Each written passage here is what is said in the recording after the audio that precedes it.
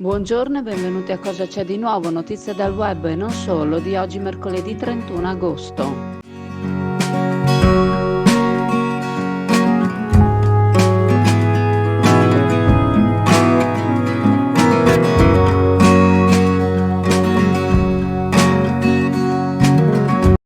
App Cieli Via è una piccola media impresa innovativa, attiva dal 2018 con un grande obiettivo, quello di permettere a tutti di volare. Fa parte delle 7 Industries for Spreading Ethics, industrie per la diffusione dell'etica, che supportano l'associazione Five Drops, imprese nate con lo scopo di donare parte dei loro introiti a supporto dei progetti etici sostenuti dall'associazione.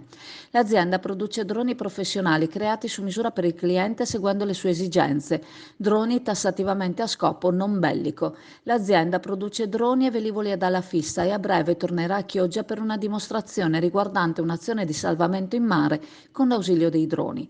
Non solo il drone impiegato potrà trasportare il salvagente da lanciare alla persona che ha necessità di soccorso, ma scopriamo oggi dal web potrà trasportare anche un defibrillatore che può rivelarsi utilissimo in azioni in cui la persona da soccorrere sia affiancata da un'altra ma sia difficile o lungo da raggiungere il luogo dove si trova. In questo modo il drone porterebbe l'essenziale strumento medicale salvavita prima dell'arrivo del medico. I defibrillatori attuali guidano la mano dell'improvvisato soccorritore e la tempestività può salvare una vita. Quindi perché non usare questa buona tecnologia quando lavora per soccorrere e tutelare la vita umana? App Cieli Via sarà con la SAV nei prossimi giorni a Chioggia. Sarebbe un onore avere aziende di tale portata a sorvegliare le spiagge della nostra città.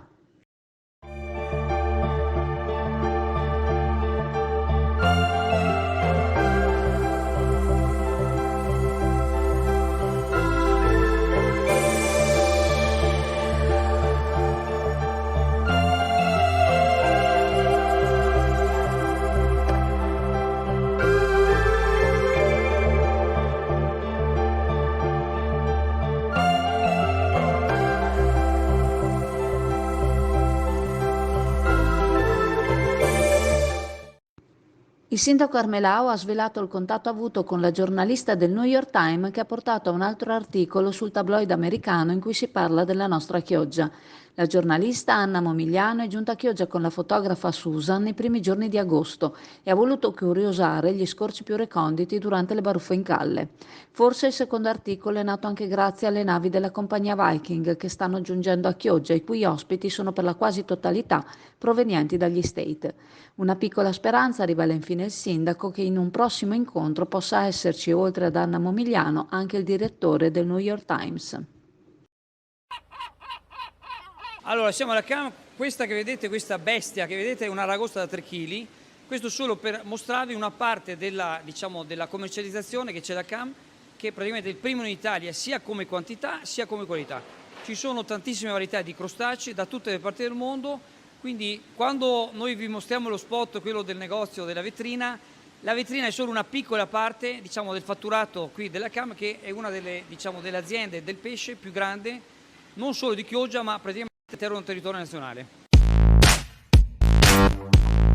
Secondo i consiglieri Zottis e Montanariello, sulla ZLS per Marghera e il Polesine sta dominando un'ipocrisia inaccettabile. Questo soprattutto dopo che il governo Draghi è stato mandato a casa dalla Lega, mentre ora da ogni schieramento giunge la richiesta di velocizzare la realizzazione della zona logistica speciale. Il commento alla vicenda da parte dei consiglieri regionali Zottis e Montanariello è duro e si conclude con: comprendiamo anche la speculazione elettorale di forze politiche che ora cercano di accreditarsi attorno alla vicenda ZLS, ma va detto con chiarezza che queste compagini non hanno avuto negli anni alcun ruolo nel portare avanti un progetto che invece ha sempre visto il Partito Democratico in primissima fila, concretamente a cominciare proprio dalla norma di legge che permette l'istituzione della ZLS nell'area di Venezia e Rovigo. Sbloccare la situazione è doveroso e serve l'impegno di tutti, ma ipocrisie e protagonismi dell'ultima ora vanno segnalati senza indugi.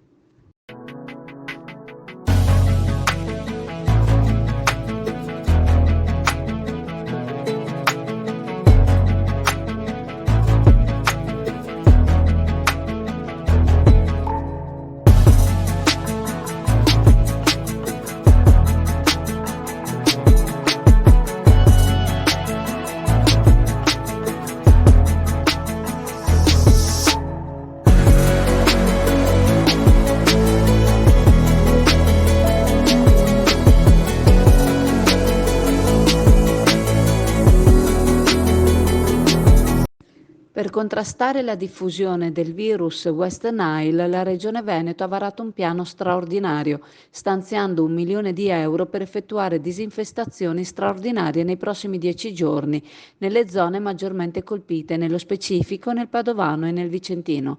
Si tratta di un'emergenza sociale, come l'ha definita il Presidente della Regione Veneto Luca Zaia, in quanto si sta diffondendo più del previsto. Saranno messe in campo risorse quali larvicidi e insetticidi, ma i cittadini devono collaborare cercando di eliminare tutte le possibilità ai ristagni d'acqua, a cominciare dai sottovasi delle piante dove le larve proliferano. Il piano straordinario è stato approvato dalla Giunta, condiviso col Ministero della Salute e con l'Istituto Superiore di Sanità. Gli interventi saranno indirizzati da una mappa di valutazione del rischio e consisteranno nell'adozione di misure di protezione individuale e di misure di contrasto sia nelle aree pubbliche che in quelle private.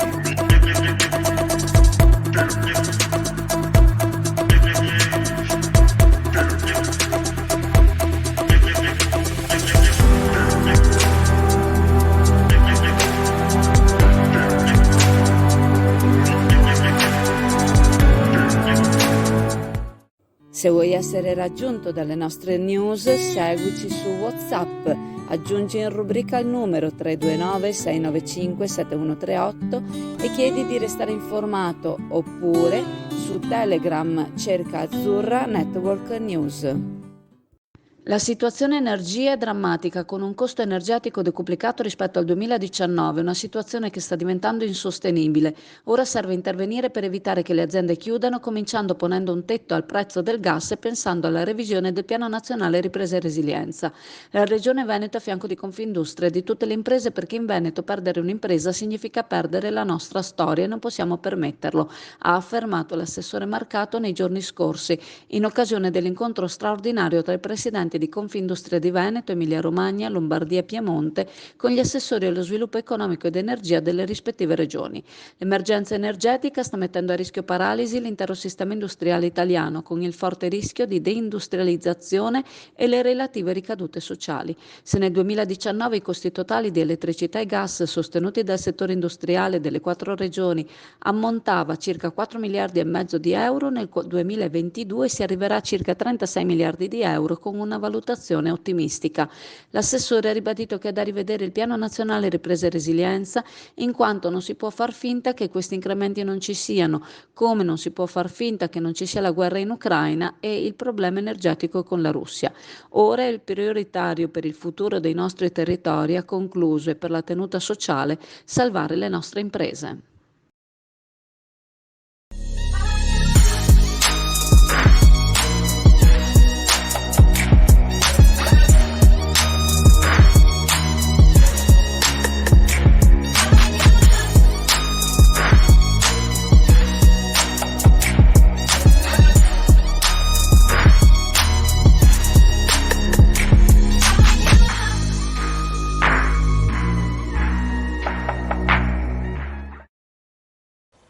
Siamo per Chioggia Azzurra con Carlo Boso, direttore artistico dell'Accademia di Versailles, qua a Chioggia sullo studio dove si stavano preparando un attimo fa i ragazzi, giusto?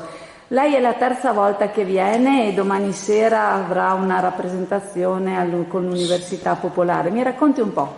Sì, domani sera faremo una conferenza spettacolo sulla commedia dell'arte e lo stage che stiamo facendo qui adesso è proprio sulla commedia dell'arte. Quindi ci sono una decina di ragazzi che giungono dalla Francia e un po' da tutta l'Italia che si sono riuniti qui per partecipare a questo seminario che ha delle fasi spettacolari e quindi delle rappresentazioni teatrali vere e proprie che saranno effettuate a partire dalla settimana prossima. in questa bellissima città che è Chioggia. Questo fermento di città, Sì, quanto ho fermento capito, di perché città. ci sono talenti. Sì, e poi anche c'è il fermento di talenti, poi è ricettiva nei confronti di quello che sono le iniziative culturali. Noi l'abbiamo già scoperto nelle passate edizioni come proprio la cittadinanza corrisponde a questo, che dice una relazione con la cittadinanza che è straordinaria. Poi è una città di storia teatrale fenomenale, con Goldoni che ha passato qui i Natali, Eleonora Duse che è originaria della città, quindi c'è un passato storico fenomenale che cerchiamo anche. Una città interessante. È una città interessante, sicuramente è una città interessante.